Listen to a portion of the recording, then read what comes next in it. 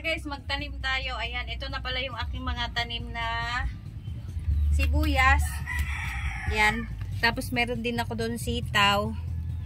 Ayan, dadagdagan ko lang yung mga sibuyas ko. Tapos meron na rin akong, nabuhay na rin yung mga tanim ko. Nakuhaan ko na nga yan. Ayan siya. Tapos may mga sitaw din ako dyan. Tapos apali. Ayan, tapos may similya kaming talong. Ayan, talong naman yan kasi para marami kaming tanim. Kami dito sa kabilang side ay meron kami dito mga herbal. Ayan, mga herbal yan siya dyan. Ayan, so ito na yung garden natin, hindi pa tapos. At dito naman ay meron din akong mga tanim. Ayan. So dinamihan ko ng tanim yung tinangkong kasi ito yung masarap na adobohin. Ayan, mga tinangkong ito. Yung parang kamote tops ba, pero iba yung lasa niya, parang ano. Then meron din tayong tabako, meron din diyang ano. At ito namang mga gumagapang na to ay mga apali. At may mga sitaw-sitaw din dyan. So makikita nyo yan pagka dumami na at lumago na. So, taniman to dito ng talong. So naka-ready na yung pagtataniman ng talong. Ito siya. Ayan. Pero hindi pa rin yan sapat kasi napakarami na rin similya. So iniisip ko kung gagawa kami dito ng isa pang dalawang plat para sa talong. Pero hindi namin alam kung saan to ilalagay. So kailangan pa namin i-manage yung paglalagyan nito kasi sayang eh. So sa ngayon ay magtatanim muna tayo ng sibuyas.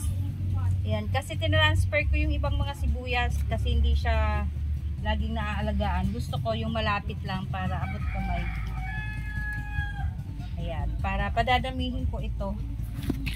Yung mga sibuyas. Ayan. Sibuyas to guys. Para pag may mga lulutuin kami, hindi na, kahit hindi ka na bumili ng ano, pwede na itong sibuyas na may dahon. Ayan. Dati nakakabenta pa sila mama nito eh. Kaso ngayon, dahil panay ang ulan dito ng mga nakaraang buwan, ay ang nangyari ay hindi na siya dumami at nangabulok. Kaya magpapanibago tayong tanim. Ito tanggalin ko kasi hindi siya umana dyan. Ito nga lupa lang.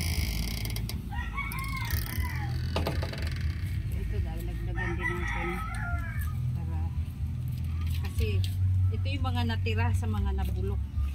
Patay, saan ka kung magsampay nito? Kaya dagdagan na lang natin.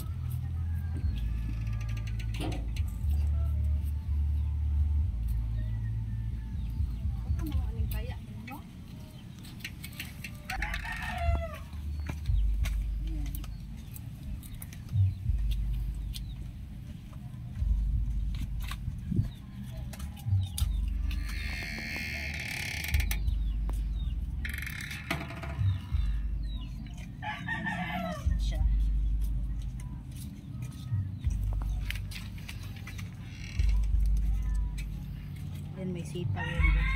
May sitaw din doon. Tagalan lang natin ito. Ayan yung nabuhay na yung alugbating tinanim ko. Ito ang plano ko dito, ang mga alugbati. Kasi may lupa yan dyan. Pagapangin papunta dito. Dito, pagdagan natin. Gawin natin to. Kasi ano to eh.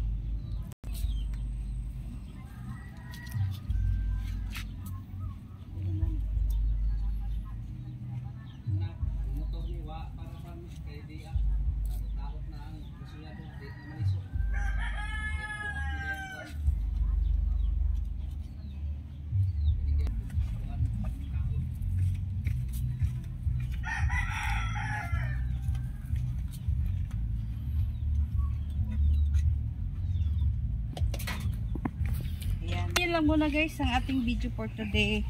At ako'y busy-bisihan pa. At maya-maya ay magluto na rin ako ng puto para may pang merienda. Ayan. Thank you so much for watching everyone. Bye.